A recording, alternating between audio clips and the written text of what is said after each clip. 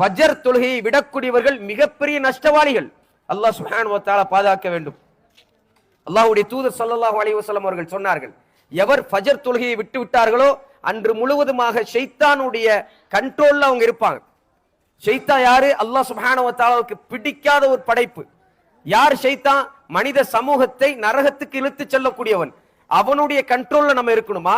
அல்லாஹ்வுடைய தூதர் ஸல்லல்லாஹு அலைஹி வஸல்லம் சொன்னாங்க மற்றொரு ஹதீஸ்ல, யார் ஃபஜர் தொழுகையை சரியான முறையில ஜமாஅத்தோடு தொழுகிறார்களோ, எந்த ஆண் ஜமாஅத்தோடு தொழுகிறார்களோ, எந்த பெண் ஃபஜர் தொழுகையை அதனுடைய நேரத்தில் தொழுகிறார்களோ, அன்றைக்கு முழுவதுமாக அல்லாஹ்வுடைய பாதுகாப்பில் அவர்கள் இருக்கிறார்கள்.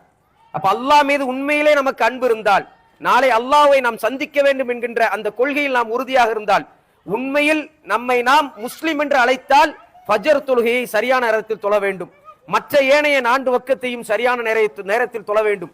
இல்ல எனக்கு வேலை இருக்குது, இல்ல எனக்கு அது இருக்குது இது இருக்குன்னு நம்ம தொழுகையை விட்டோம் என்றால் உண்மையிலே நாம முஸ்லிம் என்று சொல்லுவதற்கே வெட்கப்பட வேண்டும். அல்லாஹ் சுப்ஹானஹு வ தஆலா பாதுகாக்க வேண்டும். நாளை மறுமை நாள்ல அல்லாஹ் கேட்கக்கூடிய முதலாவது கேள்வி தொழுகையை பற்றி தான். தொழுகை சரியாக இருந்தால் எல்லாமே சரியாயிரும்.